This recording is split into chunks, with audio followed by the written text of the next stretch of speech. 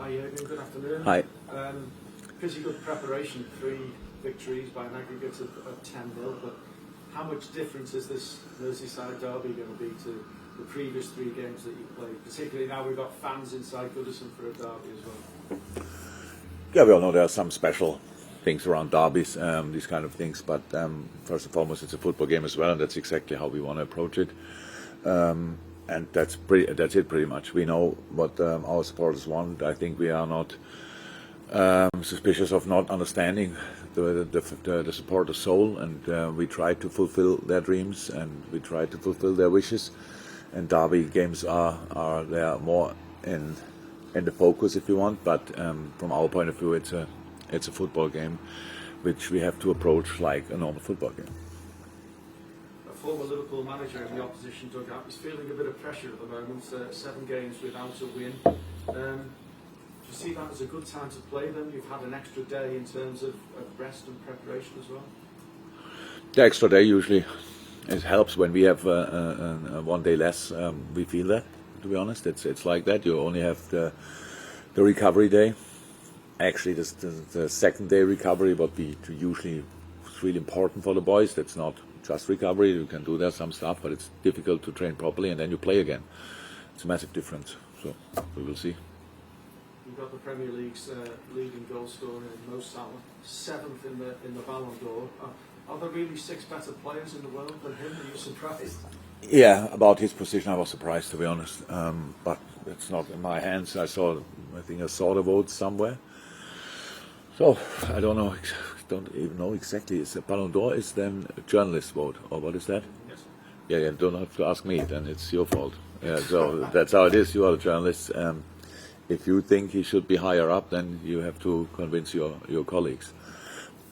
I'm really not sure about what it is 100%. I think that you always can give it. I said that you always can give it to Lionel Messi for the career he has, for the football he is, and all these kind of things. But if you don't give it Robert Lewandowski this time, then it's quite tricky to get it at all.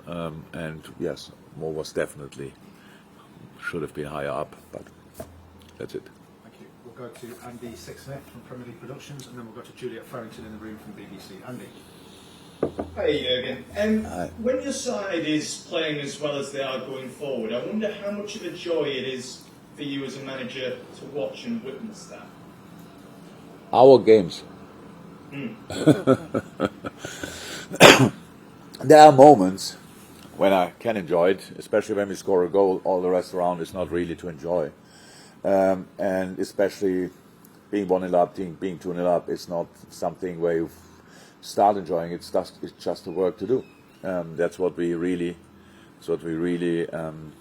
have to do outside there. But of course, some of the goals we scored were really nice. But I'm not seeking for joy around football games. I can enjoy them when I watch them back, when they were good. But during a game, I'm not in the mindset for that. And just on tomorrow night, how little does previous form matter when you go into a derby like Everton against Liverpool? I think previous form matters, especially when it's good. We should keep that. We play good football. We have to good football tomorrow night, and if we do that, then we are difficult to play, and that's exactly the plan we have. Thank you, Andy. Thanks, Jurgen. Best luck tomorrow night. Thank you. Juliet in the room, and then Ian Abrams on Zoom for Juliet. Yeah, when you talk about trying to make it a normal game, but a good game of football, you spoke on Saturday after the game against Southampton by saying that this particular fixture is not your favourite one of the year, the season. Can you just expand on that a little bit more? No, because you are all not able to write it in a proper way. Nothing else to say about it. I said what I said, and that's it. And from now on, from that moment on, I prepare it as a normal football game. Welcome. Any follow-up? No. Okay. Ian from TalkSport. Yeah, hope you're well. So far, so good. I just wondered, just 2 things. First of all, with all the narrative around Rafa and him being a former Liverpool manager, does that mean you've got absolutely nothing to lose tomorrow night? Because all the attention is going to be on him, because especially with Everton having a poor run. And secondly, I was at Brentford on Sunday, and the Everton players went to thank their fans for travelling down, and the fans basically told them to go away. They were very unhappy. And we're seeing that more and more with fans. They're having more of a voice and being more unhappy. Brighton's manager, Graham Potter, mentioned it as well at the weekend. I just wonder what your view was on fans voicing their opinions at games as well.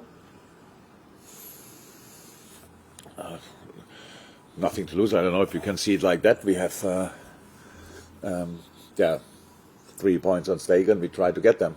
That's how it is. So, but before you don't have it, you cannot lose it. Really, we just try to we try to win it.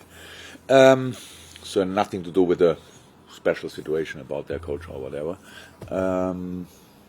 The other thing, I think it's nothing new in football.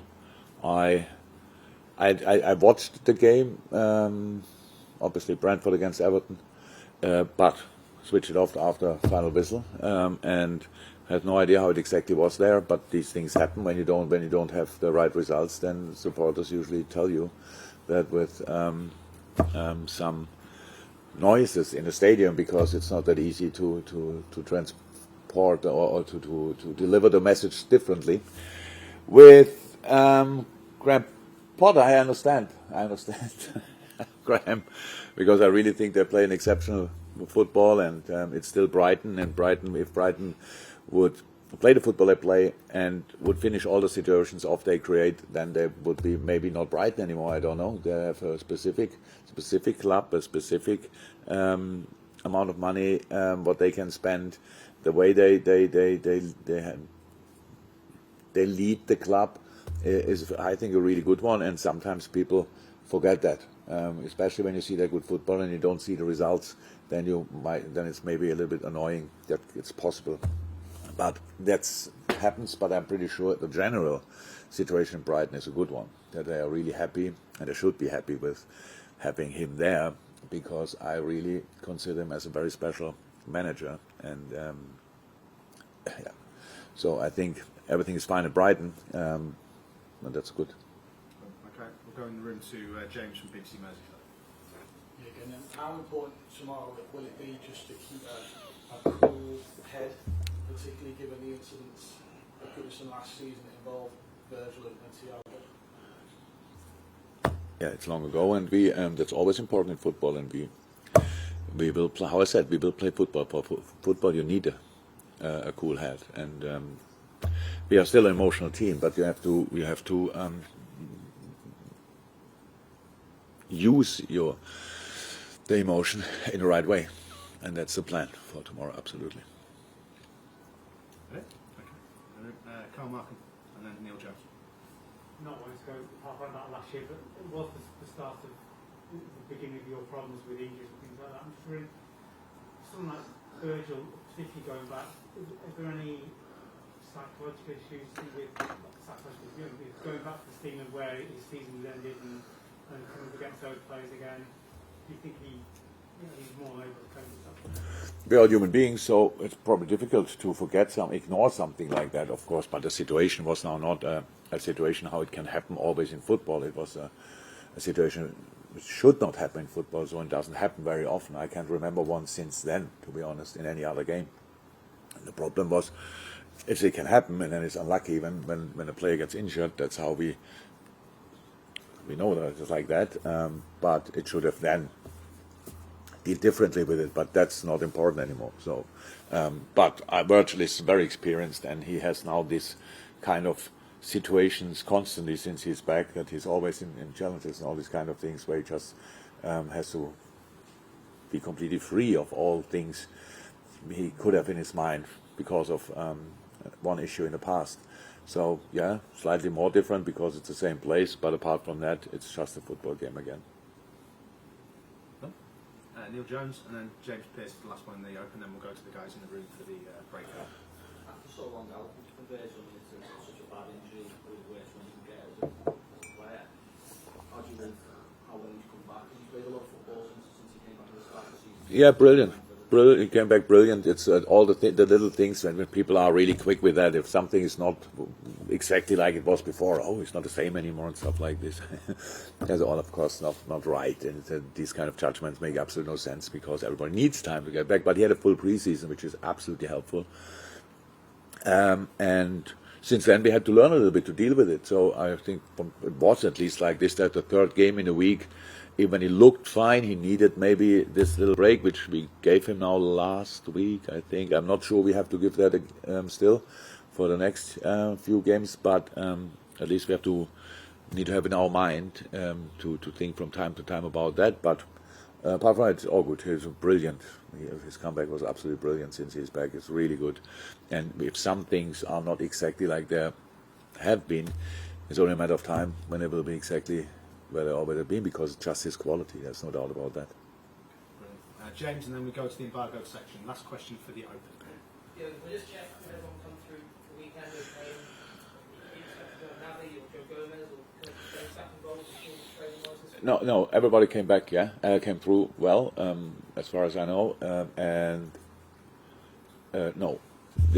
Boys getting closer, all the boys getting closer. I think especially Joe is not too far away from team training. Nabi is not too far away from team training.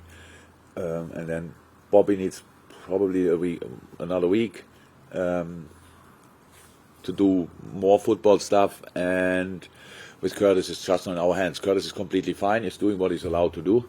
If you ask Curtis, he could go out and run a marathon, but it's just not allowed in the moment. So we have to wait until the doctors give us green light.